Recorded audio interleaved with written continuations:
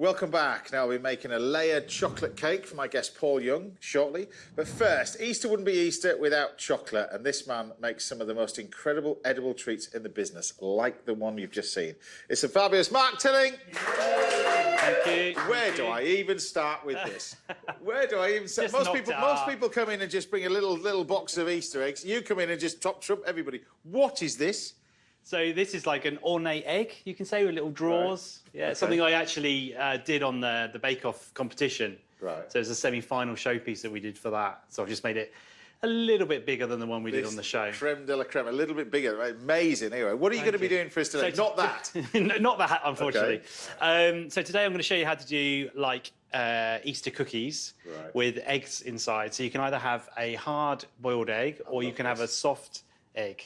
Now, I've been racking my brain. When I found out you were going to be doing this, I went, how on earth are you going to make this work? But so, first of all, you start off with the cookie dough, yeah? Cookie dough first, yeah. Right. So we got the butter and the sugar going in first. I'm just going to mix that together. Just chop this up a little bit. Into the mixer. A little bit of white sugar, a little bit dark brown sugar. So you use a combination of the two? Yeah. Right. Just going to mix around. Now, what made you fall in love? Because I've known you for years as a pastry chef and everything else. What made you fall in love with chocolate and pursue it as a career? Because when we first met, you were a pastry chef, like down the road from where I was as a head chef. When was the transition? When was the change? I think because I worked with chocolate through that time that I was a pastry chef and just found it just an interesting ingredients, like, you know, the whole history, the whole, you know, how it's made, you know. You weren't known for that in terms of, I mean... No. So I just sort of like went on a few classes and just, you know, got a bit more information about it and then just loved it and just went from there, really. But you say you went on a few classes, but then there's Culinary Olympics with chocolate, World Chocolate Masters. Yeah.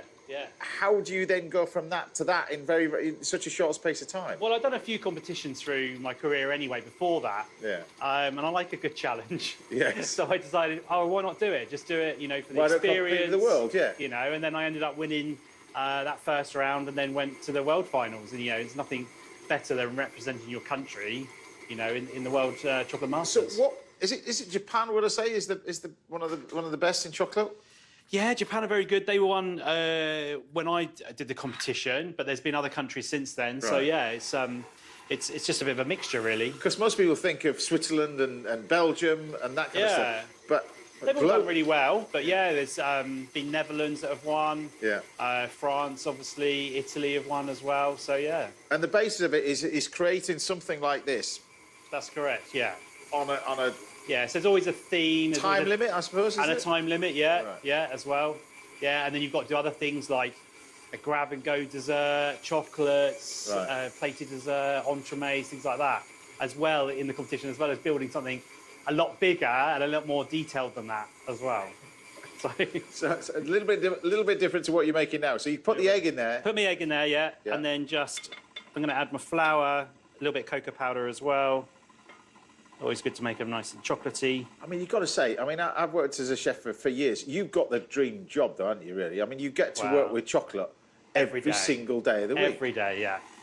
I love it. It's great. I mean, it's just the best job in the world, isn't it, really? And I eat it every single day as well. Because I mentioned the Willy Wonka of Hampshire, you become this, you get to play around with chocolate. That's the great thing. Yeah, all the new chocolates coming out that we produce. Yeah, we get to help companies, you know, put that into their processes and things like that. Yeah, it's great.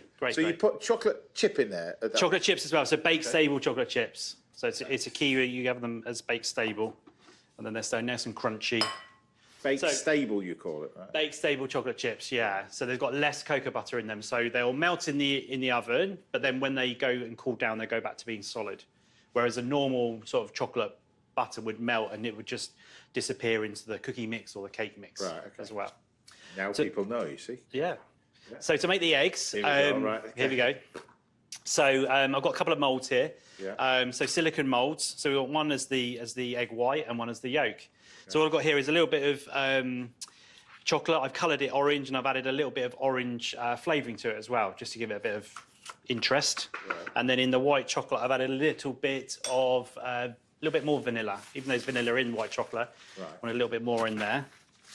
And then we're going to fill some piping bags. What is that most people get wrong with trying to attempt chocolates at home, and particularly Easter time and that kind of stuff? Is it the heating of it, the wrong chocolate? Yeah, it's all about the tempering. You know, there is a science involved. We've talked about it before, the tempering, the science behind it. Yeah, so it's really, really important that you get it tempered. There's lots of information out there now where you can find out to do it, and there's lots of easy ways of doing it as well. And the tempering means, just in simple terms, the tempering means you're doing what? You're getting the crystal structure right in the chocolate. So it's the beta 5 crystal that we need that gives us that nice shine and that nice snap. So when you buy chocolate, you always see it nice and glossy, nice and shiny, and you can snap it. Yeah. If it wasn't tempered, it would be a dull snap. So if you're looking at something like a chocolate bar that's melted in a car, for instance. Yeah, so that's come out of the crystallization part of it. It's separated up. Separated up, yeah. Right, okay. Yeah. So we're just going to cut the ends off of the bags. And then, so we can use this little silicone molder. And this is a complete sphere, but I'm only going to do it halfway. Now you can buy these as well from. Yeah. So they're nice. They're nice size as well. And then you'd leave them to set. You can pop them in the fridge. It's okay. It's not too bad for that. Yeah. Pop it in. And then to do the egg white bit, we can use this mould. So you can just pipe in. I'd love to. Intrigued how your brain works. What are you doing? I don't know. It's a bit strange sometimes. But I suppose there's no limit. It's a great medium that there's no real limit to it, is it? Really? No, exactly. That's the great thing about it. But if you haven't got moulds, you can do it like this as well. Yeah. So you just pipe it out onto a sheet. Right. And then you can literally just get your, as the one that's already set, and just take. Look at that. That's the ones that you've done. Yeah. So just popped out, and then you can just place them in the centre. So you've got your little egg. So you can even use these. You can even, make these and just eat them, which is great. Why so on this, the size you could of just a house.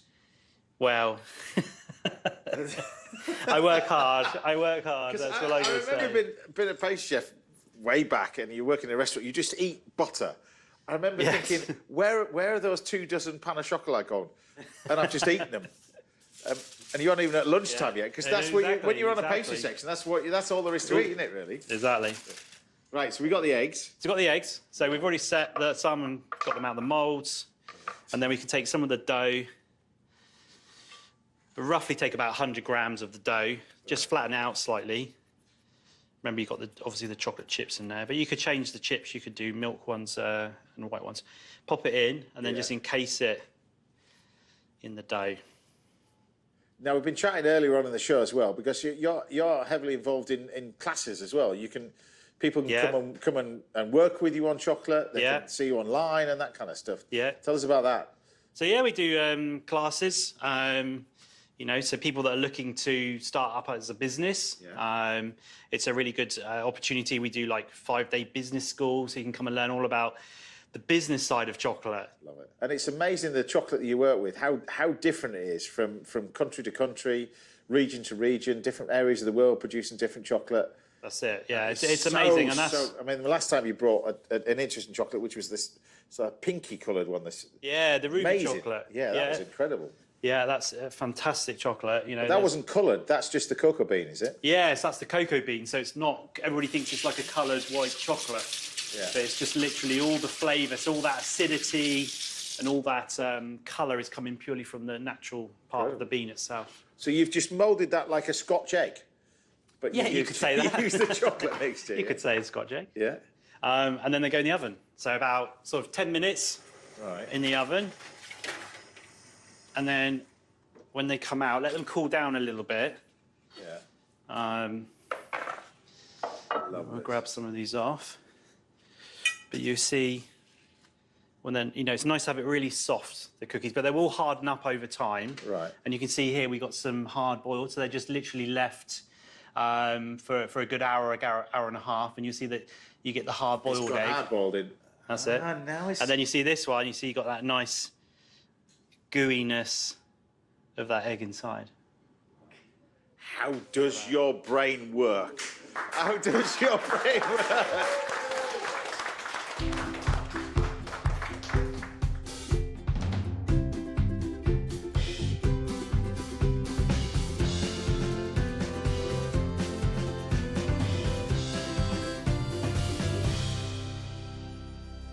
I know I'm deciding which one to go for. I'm going to go for this one, actually, because you've one. got to try these. This is an amazing idea. Look at that. I mean, these are going to be great, aren't they? Look, you just know they're going to be good.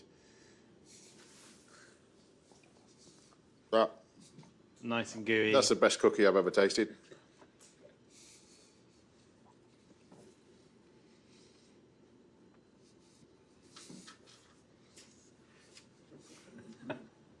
Happy Easter. That is amazing. Absolutely amazing.